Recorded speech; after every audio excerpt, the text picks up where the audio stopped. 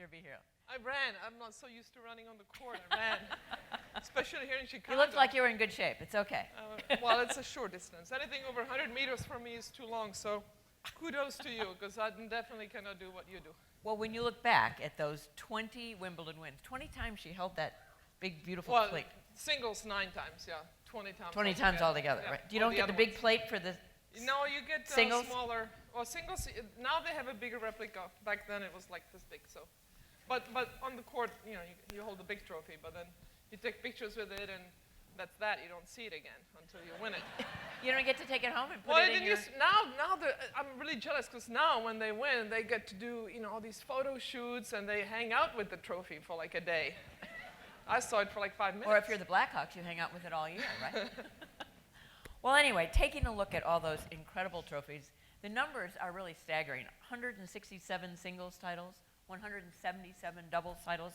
I mean, nobody has done this. And what I like best is Martina is still competing. She tells me her biggest competitor now is herself, which... Used to be the case always, actually. She's biking. She's playing some tennis. You're going in January to the World Tennis Challenge in Adelaide. Yep. So she's still out there, which is what I like to hear. And what I wanted to do is sort of look at this unbelievable career through the lens of the theme of the Humanities Festival, which is how the human animal can change and adapt over time. Because you have changed and adapted, obviously, so well through as tennis changed, as your body changed, as life moved on, you've made those changes. Yep. So I wanted to kind of look at your career through that lens.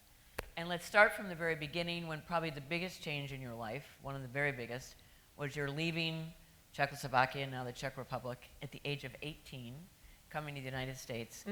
Why, at that point, did you feel like that was the choice you had to make? Well, it was complicated back then with Czechoslovakia. And just to get out of the country, you couldn't, a normal person or an athlete, if you try to leave the country, you had to get the permission from the, like the Interior Ministry to get a paper slip that you then took to the embassy of whatever country you were going to. So if I wanted to go to the States, I had to get this permit first, then you go to the American embassy, and if you have that permit, then you can get the visa. So you're at the mercy of the federation, the tennis federation, whether you got that slip or not. They wanted us to travel, so they would give us that slip. But that summer in '75, they said, no, we don't want you to go to the US Open. I was at the quarterfinals of Wimbledon that year. Because they feared that you would thinking about defecting? Well, we were thinking about defecting, actually. That summer, my parents came to Wimbledon, and my sister drove a little Skoda, this Czech tinderbox, drove it from Prague to London, took a vacation, and we were all in London, and we were thinking about doing it, but my father at the end didn't want to go because he didn't speak any English and couldn't provide for the family. So we didn't. So we drove back, took a little vacation in France and drove back, and there was actually a tournament in Pilsen at that time, and we went just to visit because it was on the way to our hometown, and everybody was so surprised to see us. Somehow people thought that we already left Czechoslovakia, but we didn't. Yeah. And nobody knew we were thinking about it, just the family. Because you had to even keep that silent, because then you could get in trouble for just thinking about it.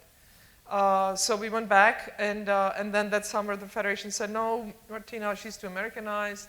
We don't want you to go to America, because you're hanging out with Chris Evert and Billie Jean King too much instead of playing with our players. And I was always very independent, of course, and kind of a troublemaker and defiant, you know, as I still am to this day. And that didn't go over very well. So they said, no, you can't go. And at the end, they did let me go to the US Open. Jan Kodeš, who was the Czech #1, kind of intervened and helped me get that visa.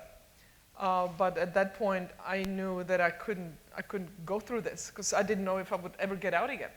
Did you tell your family what you were planning to do? Well, my father knew, and he said you probably need to go, and if you do go, do not come back, no matter what we tell you over the phone, because they may, put us up to that. So if you do go, do not come back, and don't tell your mother. So that was rough. Yeah. So here you were in the United States, 18, with no family. Yep. How difficult was that? And your tennis was phenomenal. How were you able to do that? given the stress of what you just... Well, it was, in a way, it was easy because I already spoke English and I was making money. So I didn't have to worry about that. You know, I was always going to eat and have a roof over my head. And I was able to now play tennis when and where I wanted. I wasn't depending on anybody telling me what I can do, what I can say, or what I can think, or what I can feel. So I was feeling pretty amazing about the possibilities. But the terrifying thing was, of course, that I couldn't go back to Czech Republic. If I did go back, they would have put me in jail for 2 years, and because I left without a visa. And I would never get out again. So that was not an option. So When that did was you see difficult. your- And I didn't know if I would see my family, if I would see them. It turned out it was 4 years before I saw my mom. And 5 years, one year later, I saw my dad and my sister when actually they did immigrate to the United States in 1980. They tried to come and live here, but that lasted about a year. Because again, my dad still, for the same reasons that he didn't do it in 75, he went back and in 81 went back to Czechoslovakia. And then But, eventually anyway. your Czech citizenship was restored. What was that like? Well, Czechoslovakia became, the democracy in 89, and then split up, I think, 92. Czech Republic and Slovakia wanted to be independent. And I could travel back, as I did frequently, and then I could get my citizenship back, and I finally got the paperwork organized. It took me a long time. I finally got it all, you know, I had to have all these naturalization papers and all this stuff that finally got it organized, sent it off, and 6 months later I still don't hear anything, so we called back and said, oh, we didn't get it. They lost it in the mail. So 5 years later I finally got it done. And now you have dual citizenship. I have a dual citizenship, yeah, for the last 3 or 4 years. So, but when you first got here, as I said, your tennis was phenomenal. You were winning tournaments. But what kind of actual physical shape were you in at that time? Well, I was in very good shape when I first came to America, which was January or February, actually first week of February in 1973. It was the USLTA tour, now the USTA, but back then it was the United States Lawn Tennis Association. I wasn't allowed to play on the Virginia Slims tour, which was the bigger tour then, because again, the federation said, no, that's too radical, you need to play on the USLTA tour. So I played on the USLTA tour, which was great. Chris Evert played, and Ivan Gulagon, Virginia Wade. First tournament was in Fort Lauderdale. Second tournament was in Dallas. In Dallas, I had to buy myself a new pair of shorts because I put on 20 pounds in 2 weeks. 2 weeks, right? 2 weeks, it's hard to do. Yeah. I was 16 years old. I was playing tennis 3-4 hours a day, and I just ballooned. And So what were you eating? Everything. Not junk food, nothing like that, just too much, because the food is completely different here. In Czech, it's, you know, lots of dumplings and potatoes, a little piece of meat. Here, it's a big steak and a little piece of potato. And I would have 2 steaks for dinner. I mean, I just ate too much, or 2 hamburgers, whatever. Not McDonald's. I didn't discover that until a year and a half later. But I just ate too much. Pancakes. I would have eggs and cereal, which we didn't have in Czechoslovakia. No cereal, no pancakes. I discovered pancakes. Yeah, So then, anyway. 1981. So for 2 years, I was really heavy, 3 years. And then 76, finally, the weight came off pretty much on its own. I think it was metabolism change, you know, when I first came here, puberty and all that stuff. And so I had baby fat on. And then 78 of the 77, the weight came off. And I've weighed the same pretty much since 77. But then in 1981, that's when I really got in shape. And why did you really get in shape? There was a match when Chris Evert beat you 6-0, 6-0. Never Well, happened. there's a subplot to that. Okay. Into which I will not go, because it's really personal. So there was a little more going on than that. I was in decent shape. But was that the score? But that spring, yes, it was correct score. And that spring, I lost, I think, I don't know, semifinals at the French, and early at Wimbledon as well, semifinals on the grass. I didn't make it to the finals of a tournament. And my girlfriend then was Nancy Lieberman, who was an amazing basketball player. And she said, you know, I always said I would play till I'm 30 and then I see. And she said, well, you're 26 now almost, and what are you doing? And I said, what do you mean? She said, you're wasting your talent. I was like, what are you talking about? She said, you're not working hard enough. And that's when I realized I could work much harder. So And I started training. What did she do? What changed then? How did she change the way you ate? How did she change your training? Well, the diet kind of changed.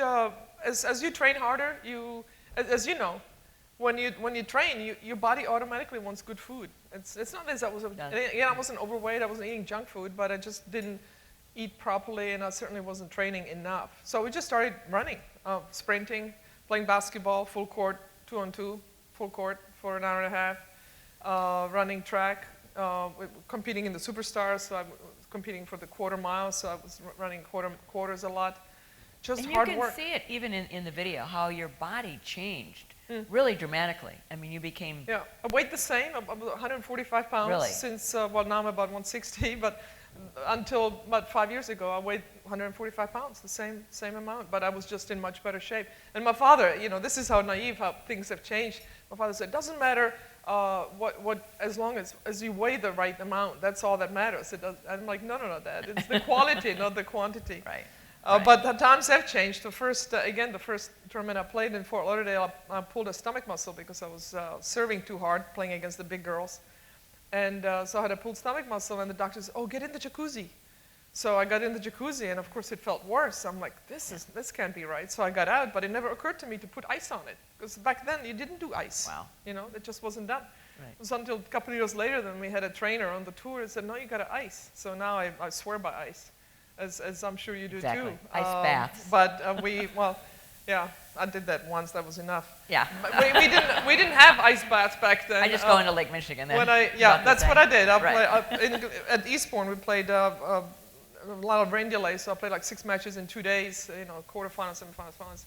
And the trainer said, you should just get an ice bath, but we don't have one, so get in the channel, Right. English channel. Exactly. So I did. And it works. It worked, yeah. Except So when I tried to heat up and got back to my hotel and ran out of hot water. So it was this big bathtub. It was about this much water. So I was flopping, trying to warm up. That's why the ice Anyway, bath it didn't worked. work. I felt great the next day, but my teeth were chattering for like 3 hours. So 1981 was a big year in another way because that was also the year you came out as a lesbian. Mm-hmm. Why did you make the decision then? Well, I wanted to do that in the 70s, late 70s. The press would ask, it's funny because the male reporters wouldn't ask a male player if he was gay or if there were other gay players on the tour, but it was certainly okay to ask that of women players. And the press, the reporters would put more and more pressure. And I didn't want to hide, but I couldn't come out because until I got my citizenship, it could be a disqualifier if you were out. So I kind of had to stay in the closet for that reason. But I said, once I get my citizenship, then I will talk to you. So I got my citizenship in July of '81, and 2 days later, I went to the airport. I got my citizenship in Los Angeles, got my passport the next day, and the next day I'm flying to France, get to the airport, and says, do you have your passport? I'm like, do I have my passport? Here it is, because for 6 years I had what it's called the re-entry permit, which is, just a document where you get your visa, but it was difficult to travel anywhere with it. And when you're filling out the paperwork, citizenship, stateless. So it was brilliant. So I got my citizenship in July, went to France, and 2 days later, this reporter that was really pushing me for an answer called me, and he said, well, can you talk now? I'm like, well, not really, because there was a scandal with Billie Jean King, who had an affair or a relationship with the woman. It came out, and the WTA was saying, you really don't want to be making any waves because we could lose our sponsorship. So I'm staying in the closet. Nancy was in the closet, so I'm like, oh, I'm always in the closet for somebody else. So I said, no, I can't talk to you because it would hurt the tour. I really can't talk to you about that. And I said, you're not going to write anything, are you? He says, well, not if you don't want me to. I'm like, well, I don't want you to. It was a daily something, Daily News in New York. Steve Goldstein was the guy. And he said, not if you want me to. I'm like, well, I don't want you to because it would hurt the tour. And the next day it's in the paper. Martina can't come out because. So there it was. But it was fine. I mean, I was happy. I mean, I was fine about it. It was just the people around me. This is 32 years ago. So times are much, much different. The gay movement has really accelerated. Yeah, exactly. Well, I wondered about that because, as you know, Illinois just passed legalized same-sex marriage. 14, right? 15 states. 15 states. 15, yeah. 15 states do it. And Hawaii's on the way. Right. Yeah. So, but you came out 32 years ago. Yeah. So I'm wondering what your analysis is of Not a good idea. change. how change. fast things have changed Well, in the movement. You were ostracized for being out, now you're ostracized for being a homophobe. So it's that much. It's that, you know, people are in the closet about being anti-gay. It's kind of ironic. Yeah. Everywhere, perhaps, but Russia. What do you think U.S. athletes should do? The mic's not. Yeah, Hello, 1, 2, 3, 4. Yeah. 1, 2, 3, 4. Can that's you hear good. me? Yep. Back? Okay. What do you think U.S. athletes should do that are competing in Sochi this year in light of the anti-gay legislation, laws in Russia? It's very tricky because I think the IOC has really taken a backward stance. They're not supporting their athletes. They're certainly not supporting the gay athletes. And to me, if you don't support the gay athlete, you're not supporting any athlete. But I think there should be a lot of kissing going on. Who can argue with that, right? Like, okay, everybody kiss everybody. It's like, ah! Can you imagine? That would be kind of Should funny. U.S. athletes protest? Well, I think there needs to be freedom to protest. If somebody does something, I mean, look what happened with John Carlos and Tommy Smith back in Mexico in 1968. I don't know who all knows what happened, but these are two male sprinters. The salute? And the salute with the black glove. And my goodness, they caught a lot of flack for that. They were ostracized. They were, you know, bad guys. Now they're heroes. So I can say you should do it, to each his own, whatever you're comfortable with. It's almost better if the straight athletes do it because, you know, they're supporting their friends. And people seem to listen more, just like people seem to listen more to men supporting women's rights. People seem to listen more to straight people supporting gay rights. People seem to listen more to white people supporting, you know, no racism. It's just, I don't know. Something needs to be done. It needs to. The athletes have to feel safe, and they have to feel safe about being able to speak. I mean, if an out gay athlete says, you know, I'm a gay man, should they be going to jail, or should they only be safe those 3 weeks during the Olympics, and after that, all bets are off? Violence against gays and lesbians has gone up since this legislation, and the police looks the other way. I mean, it's astonishing. It's really astonishing that you think it's okay to beat up people with no penalty because, for any reason, Right. it's not okay. You know, we can't take the law into our hands, whatever you think the law may be. So it's just a huge step backwards, and it's very saddening. It's tricky. I mean, I have a Russian. My partner's Russian, and two girls, and you know, I don't know if we can go back to Russia. Quite frankly, I don't know. Well, let's go back again to 1981. So from 1981 on, that is when you amassed this incredible, really incredible record. Those are the 9 Wimbledon singles wins. 5 years in a row, you were ranked #1 in the world. It's just an amazing record. And in your book, Shape Yourself, you talk about the mentality of an athlete. Mm-hmm. So tell us what the mentality of an athlete is and how it enabled you to have this incredible career. Well, I think it goes back to 81, where I left no stone unturned. I turned to nutrition to see what best I should be eating to fuel my body the best. And then I got a coach. Dr. Rene Richards became my coach during the US Open. It was kind of by accident. I didn't have a coach for 6 years when I left Czechoslovakia. My father was still trying to coach me by phone, but, you know, he had a bad backhand. My original coach, George Palmer, had a bad backhand. I had a bad backhand. It was just a slice. So we assumed everybody else had a bad backhand. So he would tell me to hit to Chris's backhand. Not a good idea. That was the best shot. So I didn't have a coach for 6 years. And then Rene Richards started helping me during the US Open. And that's when I took off. And it's really leaving no stone unturned. Preparation. As Joe Paterno used to say, everybody has the will to win, but very few have the will to prepare. And that's what it is. It's that mentality of an athlete, is to have the will to do everything that it takes, whether it's eating the right things, drinking the right things, not drinking some things, certainly, etc., as well as taking the game down to the bare, to all the details, you know, whether it's technique, tactics, when do you do this, when do you do that, how you play the point, the playing of points. I mean, really breaking it into the minutest detail and trying to improve all the aspects. And how can everybody else, everybody out here, take that mentality of an athlete mindset, take that athlete mindset, and apply it to their own lives? It's to stay positive, really. Tennis is the epitome of staying in the now. You lose the point, well, you got to get over it, you know, because the next one is coming in 15 seconds. So you got to let go of that. I think women particularly, we kind of keep going over our minds what we did wrong. Well, okay, you did this wrong, but now you know, what do you do to fix it? So you stay in the solution. You need to recognize what the issue is and then stay in the solution. And as Billie Jean King said, you know, champions don't quit until they get it right. So you just keep, you know, you just stay until you get it right, whatever it is. And most of all, stay positive. I think that's, of course, that cuts across everything. It's that attitude. And I always say attitude is a choice. You know, you can either be miserable or you say, you know what, this is really tough, but this is what I'm going to do about it. And again, count your blessings, you know. I count my blessings every time I go grocery shopping. Seriously. I mean, you know, growing up in Czechoslovakia, I had to get groceries every day because we never had a refrigerator. And you were happy if they had everything that you needed. There were shortages of all the everyday necessities. Now I go into grocery stores, like, wow. You know, I'm still amazed. I still appreciate it to this day.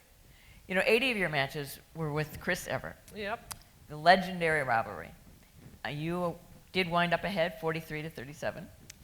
But how did that rivalry shape your career? How did it change your tennis?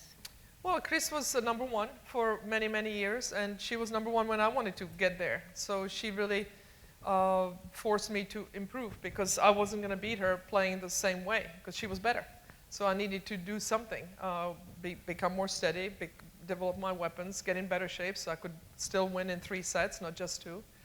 And so I trained and I did everything, and she was kind of the carrot. She was the person that's, you know, when you're riding your bike in the triathlon and there's that person in front of you and it make you go faster. Chris was that person in front of me that made me want to improve. And then I finally did pass her, and then she knew she had to do something. She couldn't keep doing the same thing. And biggest thing, actually, I told her, because I changed rackets, as we talk about adapting, we were playing with wooden rackets then, and in the middle of a winning streak, in 82, I think it was, maybe it was 83, I can't remember the year, I changed to the metal racket, because I was with Renee Richards, and she was playing with a metal racket, and I'm like, let me try that. And I was like, oh my God, this is like a toy, you know. I could hit the ball so much harder. So I changed, and the press said, why did you change rackets? You're winning. I'm like, yeah, but this is a better racket. And then you told... And I beat Chris. I'm like, Chris, you got to change rackets. You're not it's just not going to happen with that wooden racket. It's a handicap. But I think after the US Open, she stayed in the summer, through the summer, but then she also switched. And then she did beat me eventually. But it wasn't going to happen with a wooden racket. You have to adapt. Now, I read It's that like I had a Nancy bigger Lieberman engine. told you in this rivalry with Chris that you actually had to hate Chris in order to beat her. No, well, that was Nancy. It was like, you know, she grew up well, she played a lot of basketball in Bronx, you know, and it was like, you know, a lot of dirty talking, a lot of trash talking going on, and there's a lot of contact in basketball, and that there's a bit between. But she kind of said, oh, you gotta go after Chris. She's got what you want, you know, you gotta be mean. I'm like, okay. And then, yeah, it just didn't work. That's not me. But she was a carrot, definitely. I'm like, it gave me incentive. And there was some tense moments that Chris and I had during our friendship and rivalry over the years. But the respect never went out. And now we're best of friends, yeah. Well, let's talk about winning and losing a little bit. Mm. Now, everybody says winning isn't the only thing. But why does it feel so bad when you come in second? I think I actually quoted that. I said, whoever said that it's not winning or losing that counts probably lost. But for me, it was about doing my best, playing my best, and of course being able to compete under pressure against the best players and still come out ahead. But you know, like I always said, you set your goals, and everybody that plays tennis wants to win Wimbledon and wants to be number one. So you play your hardest, but the best you ever do is rank number 10, and the ranking is very specific. You know exactly where you stand. You're number 10 in the world. Well, if the other 9 people weren't alive, you'd be number 1.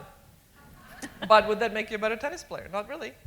So it's about really being the best player that you possibly can be. For me, I was lucky enough that it was good enough for number 1. And so winning and losing, winning becomes a habit.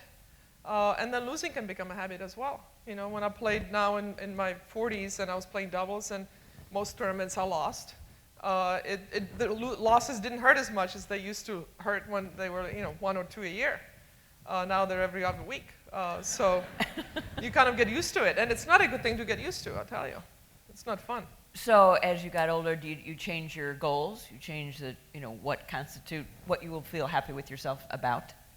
Is that how you kind of moved into a different time in your life? Well, I retired. I mean, once I realized I can't be number one anymore, that's when I quit. But I was 38 years old, so it was kind of time anyway. But yeah, I think you adjust your expectations and you have to become more realistic. But mostly it was adapting my body and my training to aging, but very small increments. But you still have to adapt. I mean, it's happening to Roger Federer now. He's trying to figure out what's wrong, you know, and it gets frustrating because you lose just a little bit. I think in basketball it's obvious you can't dunk anymore. In track and field you can't run as fast. It's very specific. Tennis is much more subjective, so you're not really sure because you feel great. And I would play a match and I would set up the point just right, and I finally get that forehand volley that I want down the line, and I'm just right, and I would just miss it by this much wide. And I'm like, if I replayed it in my head, I didn't do anything wrong. But 10 years ago, I could hit that volley with my eyes closed. You know, I didn't have to think about it. Boom, point over. Now I'm trying really hard, I'm working really hard, and I just miss it. And it's just, you're just a little bit slower. You know, the intensity is not the same. I had to like remind myself to run for the ball. It wasn't automatic. It's not that I was that much slower, but it was like, oh, I better go. And it just pisses you off, you know? There's no other way to put it. Yeah. But it's frustrating as heck. So then you start tinkering with your preparation and, you know, the week before the tournament, the week of the tournament, of the match. Maybe I should give myself a little more time and eat a little less or whatever. So you're always tinkering because when you're winning, you don't have to tinker. You just keep going. So, but I did read you retired in 1994, 1999, and 2006. No, 94 I quit, and then I played mixed doubles at Wimbledon 95, 96, still won one more title, 95.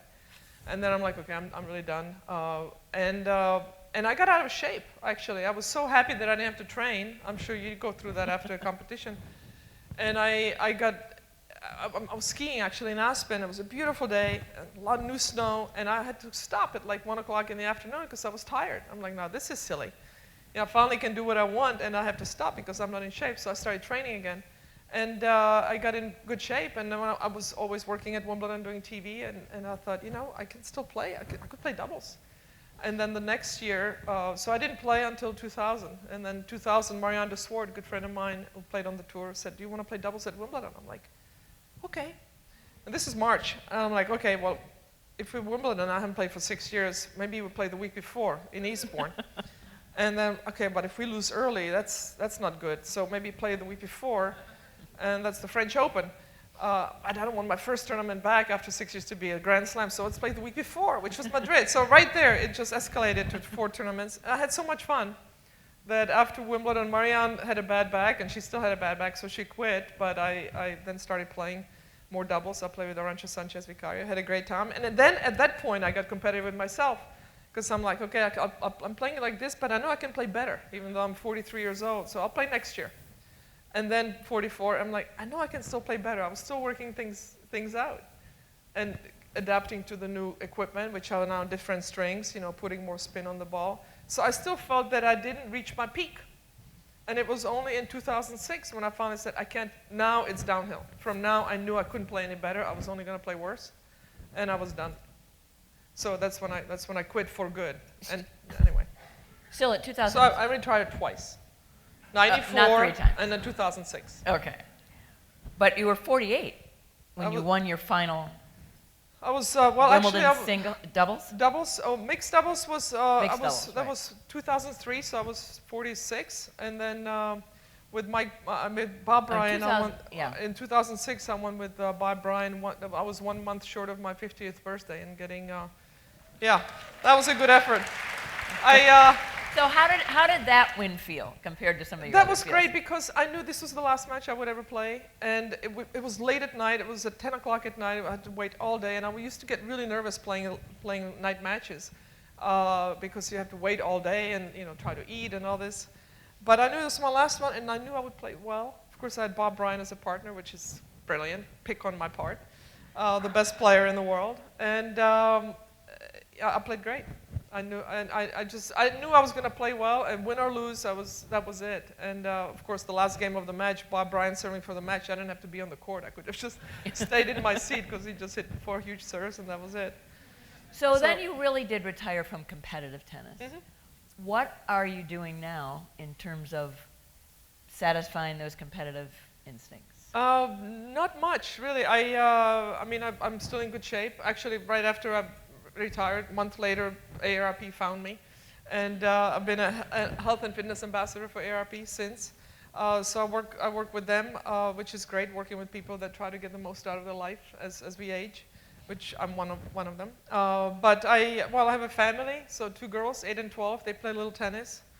Their mom really wants them to play tennis. I'm like, I commentate for Tennis Channel, so I'm at all the Grand Slams. And as far as my competitive instincts, I ride a bike where I live, and I do yoga twice a week, which is great, nice and peaceful. And that's it. I play tennis here and there. Play some Legends events. One thing I read about in terms of your mental attitude towards competition, towards sports, you said something really interesting about the difference between perfection and excellence. Perfection and excellence, yeah. Tell us what that is. Well, to me, you strive for excellence. If you strive for perfection, you would get way too frustrated. And for me, nobody ever played a perfect match, and perfection kind of happens by accident. But if you strive for excellence, that's good enough, because that will, it's not about hitting the perfect shot, but really winning the point. So just because you hit it there instead of there, but if you still won the point, it's okay. But again, it's about giving your best and making sure that you do everything that you can to be the best at whatever. Like when I played hockey, I started playing hockey when I quit playing tennis, and I took lessons. I took skating lessons, and I took puck handling lessons, because I wanted to be the best player that I can be, as whatever that is in my 50s. But I skated since I was little, so that was okay. But I used to play hockey when I was little, but I was on figure skates because my mother thought it was not feminine enough to play hockey in hockey skates, so I played in figure skates, which was a handicap. I didn't know that. But anyway, so I started playing, taking lessons. I just wanted to be the best that I could be. I took some woodworking classes because I wanted to learn how to do it better. In 2010, you had another challenge when you were diagnosed with breast cancer. As someone whose body had been so important to who you are, tell me about it. How did you deal with that? The ultimate betrayal. But as it turned out, it was 4 years between my mammograms, which I didn't realize because I was putting it off. And went for my checkup. Finally, I went for my checkup, and they said, well, we need to get a closer look. I went to the Australian Open to do TV. And anyway, long story short, I tested positive after a biopsy, and it was a huge shock because my body never let me down before. And it's not anything that you can do anything about. I had knee surgeries, but then you rehab and you're good. You don't rehab your boobs after boob surgery. So I had a lumpectomy and radiation, and then you just hope. You just hope. And that's all you can do. That was 4 years ago. So then I kind of came out of the closet about having breast cancer, because I wanted to encourage women to take better care of themselves and get those yearly checkups. As we just let it slide. It had been 4 years, and when you get your notice in the mail that your dog needs to get their rabies shot, you take the pet to the vet the next day, right? You make the appointment, you go. You get that check, the thing in the mail about, oh, it's time for your mammogram. Oh, okay, I'll call him next week, and I'll call him next week, and pretty soon you call him next year, maybe. So I was encouraging women to do that. So then the next challenge is dealing with a changing, aging body. How? Yeah, right. Okay, hold it. Exhale. Yeah. How do you deal with that? Particularly the thought that when your body has been so important to you, that at some point it's not going to be able to serve you like you would want it to do. Who are you then? You listen to it, and you adapt. You pay attention. Just now I did an article on plantar fasciitis for the AARP magazine and website. And, I had bad things in your foot. It's your heel feels like somebody took a little hammer and just, you feel bruised.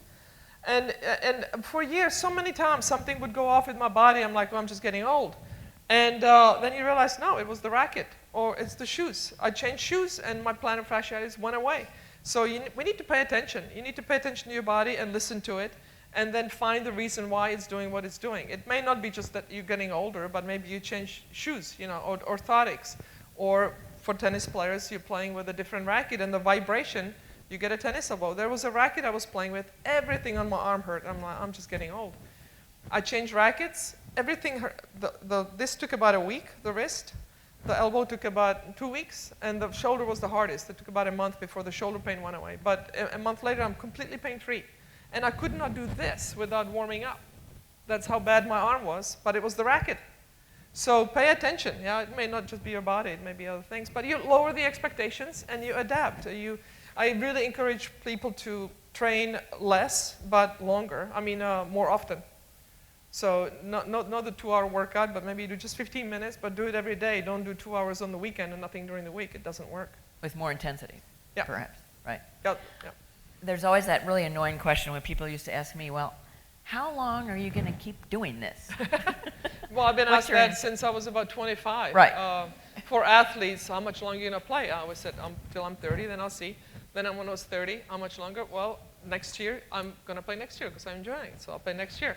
And then the next year, okay, I still want to play. And then finally, when I was making my schedule in 93, I'm like, this is the last time I want to make my schedule. So I knew 94 would be my last year. So what was the question? How long? Well, I at one point was interviewing a fellow triathlete who was like 78. And I said to her, so how long are you going to keep doing this? And it's my favorite answer, which I always answer now. And she said, honey, I'm going to keep doing this till a major body part falls off. So from those of us who are still doing this till a major body part falls off. As long as you want to, as long as you love it. As long as you can. That's all that matters. If you want to, if that's what you want to do, I'm sure Roger's getting this question, and you get tired of it because, okay, maybe I'm not number one, I'm whatever I am, but I'm still enjoying it. People enjoy watching me. If you still want to put the effort in there and not make a fool of yourself, and people really get a kick out of it, why not? But you have to feel it. You have to feel it, and I felt, okay, this is it, enough. So, well, we have enjoyed watching you every single step of the way. I played here so many times. Chicago, man. I think we have a little bit of time left for some audience questions. Can we? Played at the amphitheater way back down south, off Halstead, right? And then we played at the Horizon, and here at UIC. Played here a few times. Yeah. How many out there have seen Martina play? Couple. All right, good. See if we have time for a few questions. I think they're bringing mics around. We can't see anything out here. I had one of my more embarrassing, I have to tell this story because I'm a dog lover. And I traveled with a couple dogs, and they were in the locker room. This is the time when you could have your dogs in the locker room. And we played at the amphitheater, and I was supposed to play Margaret Court in the finals. The place was getting pretty packed. We had about 10,000 people watching us. And like 20 minutes before the match, I go back in the locker room, and my dogs aren't there. They ran out. And then somebody came to me, something that went on the court. One of the dogs did number 2. Between the service line and the baseline. And I gave the locker room lady $20. I'm like, can you please clean it up? I mean, I clean up my dog poop, but not in front of 8,000 people before I play the final. But anyway, they used to have like cow rodeos and stuff. So the place kind of was okay. It had that lingering smell anyway. Yeah. Okay. Earthy smell. Right. And I beat Margaret that day. I did win the match. All right. So embarrassing. A question. Yes, I have a question. Since evolution is a sub-theme of this Humanities Festival, I have a question about the evolution of the game of tennis. As someone who, like many of us here, can remember the era of the wooden rackets, we've seen a vast change in the nature of the game as it moved from wood to metal to composite. Do you think that's been a good thing for the game of tennis as a game? And do you think it's affected the nature of who can succeed as a champion with the game being more about perhaps power than finesse? That's an excellent question. How it's affected who can be a champion, and it absolutely has affected that. I would have a hard time competing, and I'm 5'8", which is taller than the average woman, very strong. But I'd have a hard time competing against people 6 foot plus. The rackets, it's the rackets and the strings. The strings, literally, it's like they grab the ball. So they have like these little, on microscope, it looks like they have these little hooks. So they literally grab the ball so you can put a lot more spin on the ball, which means you can swing as hard as you want and the ball will still go in, which then invites power and invites height. And I think the days of Del Potro, that's the future of the game. And John McEnroe would have a hard time competing. Martina Hingis would have a hard time competing. I'd have a hard time competing these days, because of the size of the players and how the game is played. So I wouldn't call it a good thing or a bad thing. It's just that's what it is. I think the powers that be didn't control the equipment enough in the old days. We needed to control the size of the rackets better, and maybe the composition of them, because now it doesn't take great skill to hit a great shot. And to me, that's a shame. You don't have to have technique. You just swing for the fences, and the ball's going to go in. I can do things with the ball that I couldn't dream of doing 20 years ago because of the equipment. I can hit the ball harder now than I could when I was much, much stronger. So it's just a different ball game nowadays. I think the biggest difference they could do to make the game a little bit better or more interesting or more variety is speed up the courts. They're so slow that it's almost, it's really hard to put the ball away or come to the net. So you would see a little more contrast if the courts were faster. But anyway, it's a shame. I think it's too much power now, not enough finesse. For me, anyway. Hi. Go ahead. This is an evolution question also. Clothing. Clothing has really changed in all the sports. Mm-hmm. There any particular female tennis clothing that really helped improve your game? Oh, no.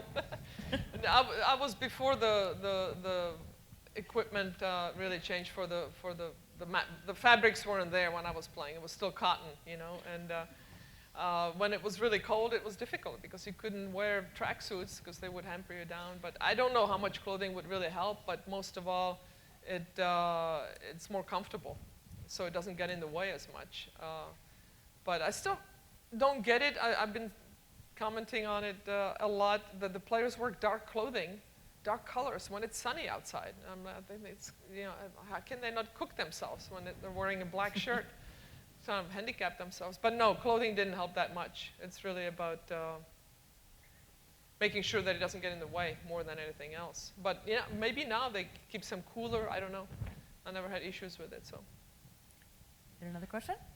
I have a question concerning the women's tennis schedule right now. For the majors, do you think the women should play 3 out of 5? I think the question more should be whether the men should be playing 2 out of 3, actually. Yeah, because yes, you have fabulous 5-set matches, but it takes so long to get to that fabulousness.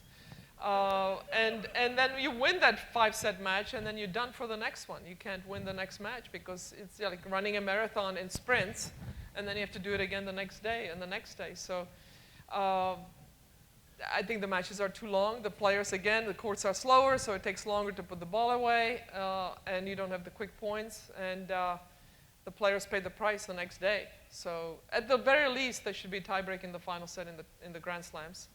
But I think 3 out of 5, if you can't figure out who is the better player after 3 sets, then you've got, I don't know. You get the classics here and there, but I think they're few and far in between, and I think you're talking about the health of the players in the long term. So no, I don't think women playing 3 out of 5 is the answer. I would have been happy to have done that, by the way. The longer the better, but the champions always want a longer format because it's less of a chance of an upset. But is it good for the spectators and the players in the long term? I don't think so. So, yeah. Martina, the WTA now, except for Serena Williams and Li Na, is kind of dominated by Eastern European women. And I wonder, you spoke of the difficulties of having a career back then. Were there others you think of who might have gone further had those difficulties not been there? Oh my goodness, absolutely. There was a guy, it was actually my first boyfriend. Yeah, that worked out really well. He's a sweet guy, great player. His name was Thomas Emmerich, and his son is now playing on the tour. He's playing doubles. And he was from East Germany, and he couldn't get out. The East Germans would not let their tennis players out to play in the West because it was not an Olympic sport. They only were into Olympic sports, which is why when tennis came into the Olympics, China has gone through the roof because it's an Olympic sport.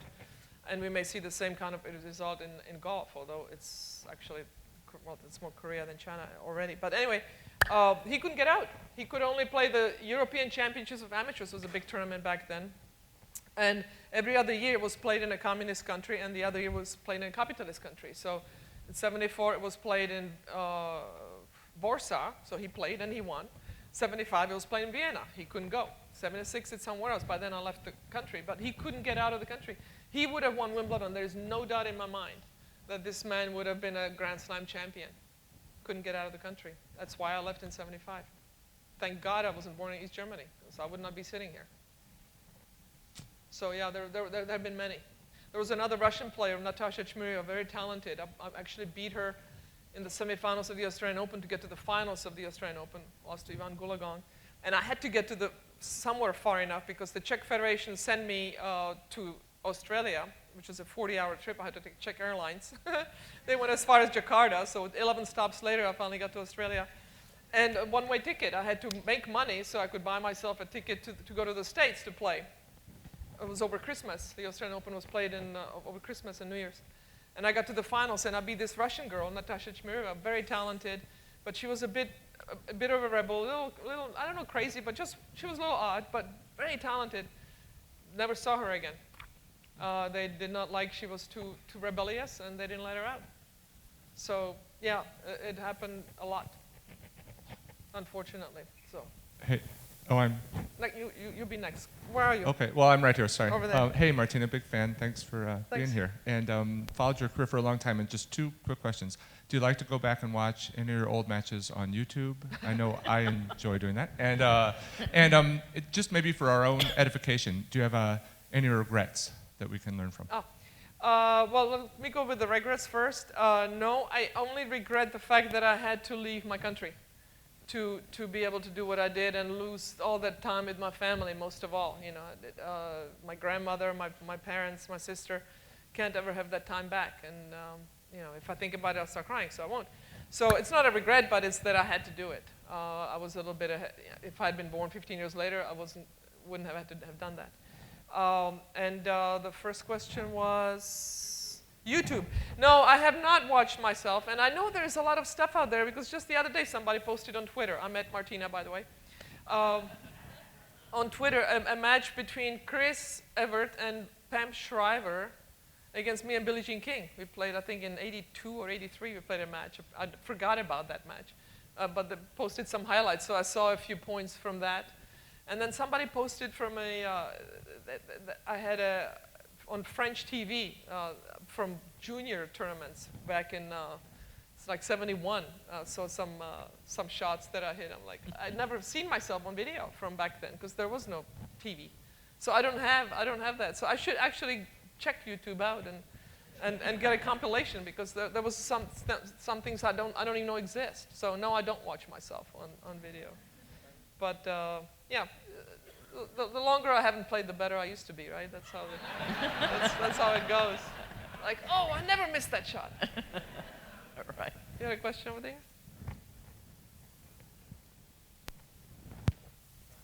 Pass the mic.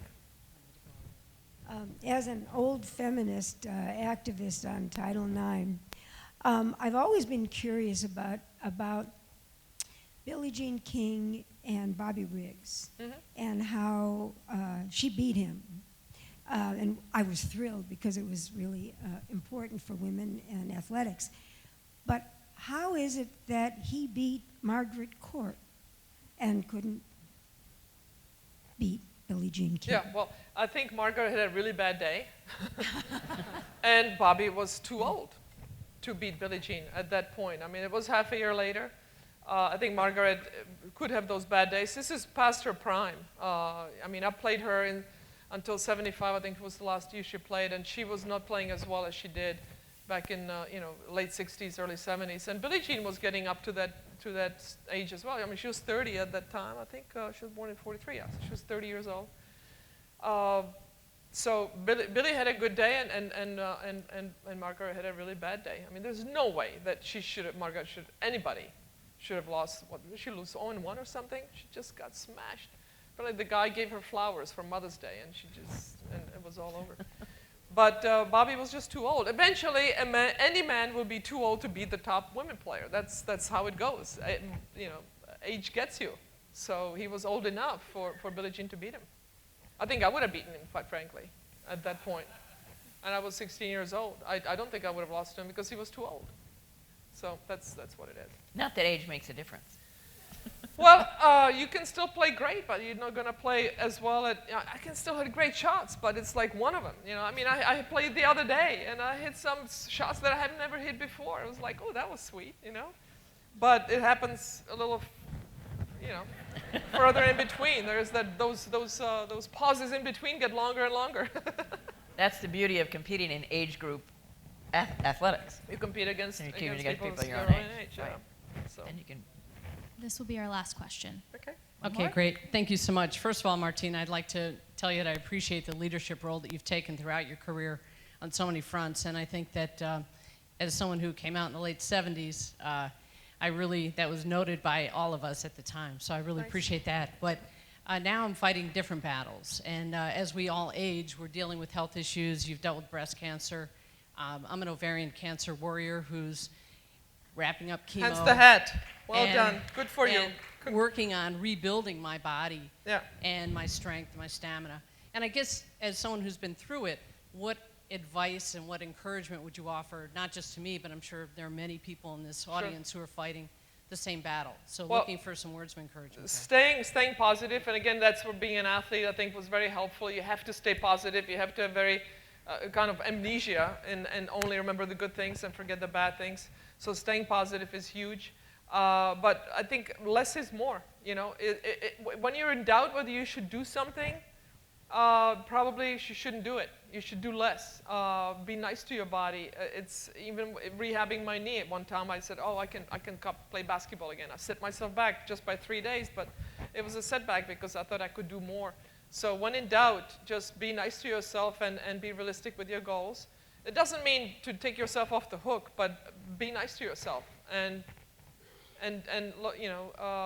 just do less. Don't overdo it. Always better be a little undertrained than overtrained, and that goes into everything that you do. Same thing with food, I guess. Better eat a little too little than a little too much, right? So less is more. Okay, but stay positive most of all, and you're doing that. So good luck. Thanks.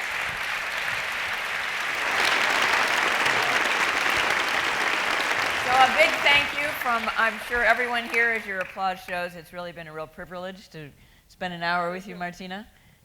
You're someone we've all looked up to for many years. Thank you. Although I've actually looked down to you since I'm even older than you are. But, but it's been delightful. Thanks for being such a good audience. And on to the next event. Thank you very much.